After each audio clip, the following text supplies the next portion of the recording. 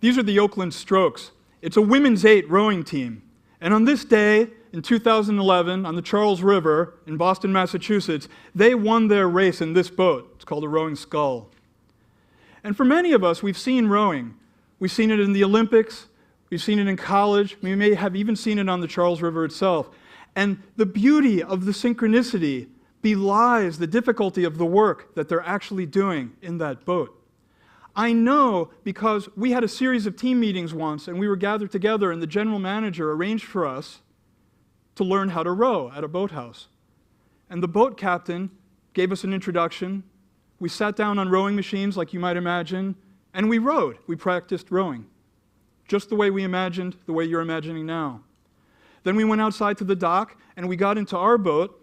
It was 2 sculls ganged together with a crossbar, and it was handy because those boats are really narrow and you can tip over pretty easily, but also we could get 16 people to learn. And so the boat captain started giving us instructions as we drifted away from the dock. To row together, we have to start together. To start together, we have to sit together. Knees bent, arms out straight, oar blade flattened on the water. Pretty simple instructions. When he said sit, 3 people got it right. Only 3 people.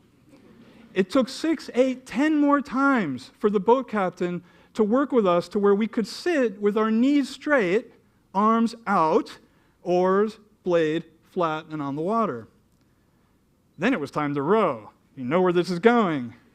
He gave us instructions. When you row, I only want you to drop the oar blade in the water and pull with your arms, no legs. Ready? Row. Everybody pushed. Everybody pulled in a variety of directions. The oars were clanging. It was kind of a mess. In some ways, it was the most disappointing team-building event that I've ever been a part of. In some ways, it was the most instructive team-building event I've ever been a part of. It was disappointing because we were gathered together to design some complicated computing systems, and we couldn't even figure out how to row a boat together, something people have been doing for thousands of years. What was the problem? Well, I think it had something to do with listening, or in this case, not listening. I've been at Intel as an ethnographer for about 20 years. I've heard a lot of stories, a lot of people's stories. Businesses talking about their IT problems. I've heard people tell me what it's like to be families in the Midwest of the US. I've heard people from 30 different countries, all walks of life, tell me all kinds of stories. I know a little something about listening. And so there was some professional interest when I was trying to wonder why this rowing was so difficult. And as I thought about it, I was thinking about the kinds of biases and preconceptions that we bring when we enter into a conversation, even if it's a conversation like rowing. And the one that I want to talk about today is this notion of cognitive dissonance. Dissonance is this feeling that we get of anxiety or discomfort when we're holding discrepant ideas in our heads at the same time, and we try to mitigate that and make it better. Right? So a good example of that would be you're a teenager, you're invited to go to a concert, and you go ask your parents if you can go, and your parents say, no, you can't go. And so you kind of really wanted to go, but what are you going to tell your friends? Oh, well, my parents said I can't go. Right? They're not going to say that. You're going to say, well, yeah, my parents really aren't keen on it, but I didn't really want to go that much anyway. Right? It reduces that dissonance. Or take a more corporate example. Think about a product that maybe we want to bring out. Right? And we have an idea for what we want to build, and so what do? We go talk to users, we go talk to people, we try to get that customer feedback. And when they tell us something, what we hear is through the lens of the product that we actually want to build. And so we hear, make some modifications, make some adjustments, build the product. What they were really saying is, I don't really want your product. I don't know what I want, but it's not that. Right? Or think about something really weird and far out there, right? Think about flying cars. It's one of my favorite things. In 1924, Popular Science put flying car on the cover for the first time. And since then, 2 things have happened. One, we've built flying cars, cars that fly.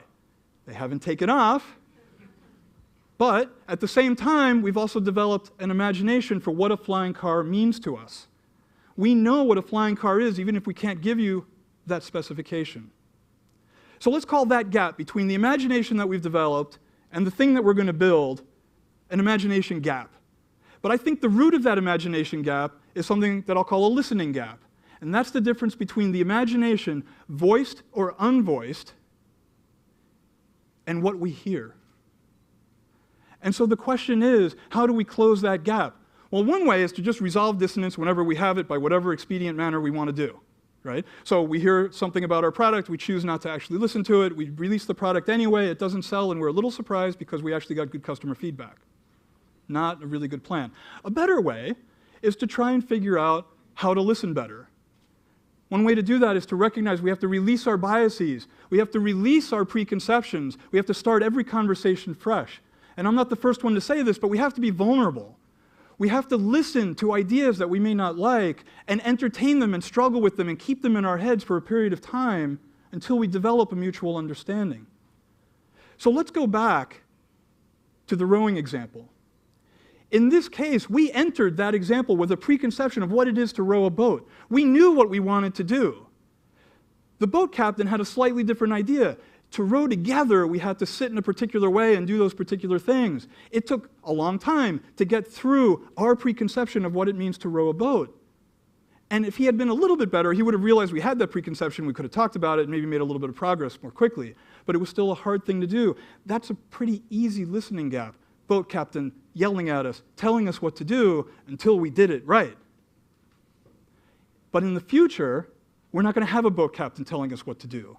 In the future, we're going to have to listen for things that aren't said. We're going to have to listen for things that we don't know to listen for ahead of time.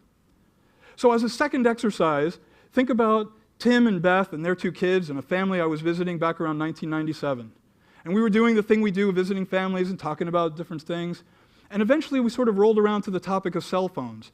Pretty popular item in 1997, just coming on board. And Beth was telling a story about how it would have been handy to have one of these cell phones, or at least for Tim to have one, while he was climbing Mount McKinley in Alaska, that was taking him a month with no way to contact her, and she had heard on the news that there were some problems up in Mount McKinley, and she didn't know if it involved Tim or not. And at this point, Tim kind of chimes in, and he goes, yeah, I used to do all this dangerous stuff, mountain climbing and hiking and all that. Never got hurt. Then I started riding bicycles. That put me in the hospital.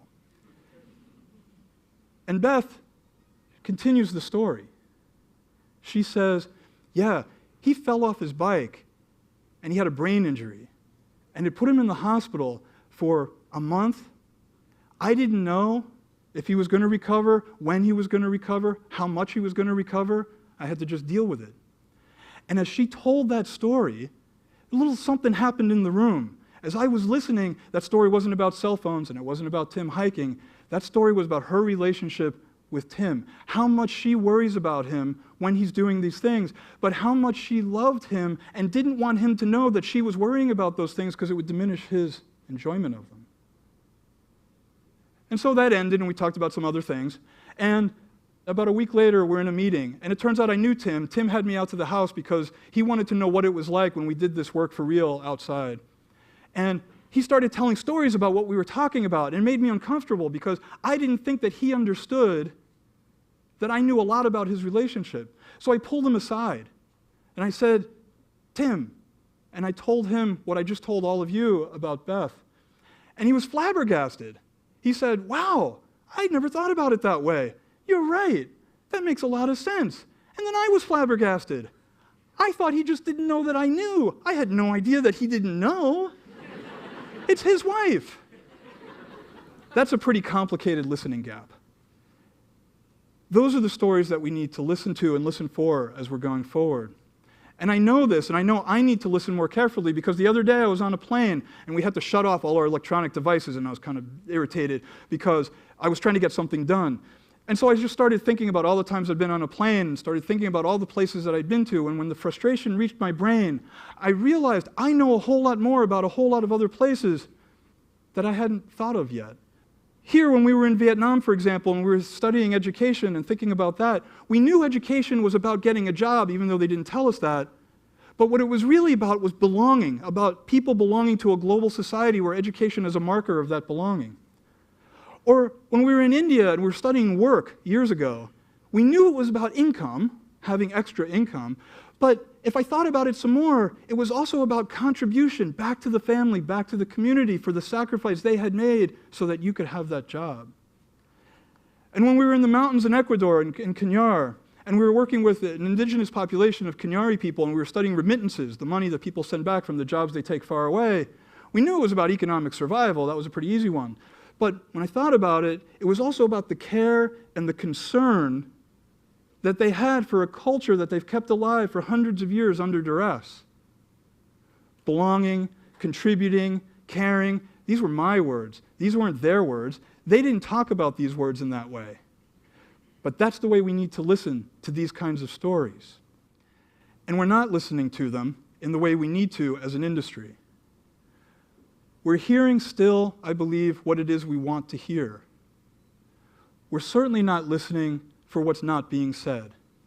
And so, as individuals, as colleagues, as an industry, who are we going to listen to? How are we going to listen to them? Will we have the collective humility to be vulnerable enough, to open ourselves up, to listen carefully enough so that we can struggle with those differences and those challenges, to understand enough to build the things that we need to build to design our future together? And the irony of all of this is that as we become increasingly digital, as everything we do is increasingly mediated by digital technologies, to design our future, we're going to need to do something that's intensely human, that we can only do for each other, person to person. Listen. Thank you.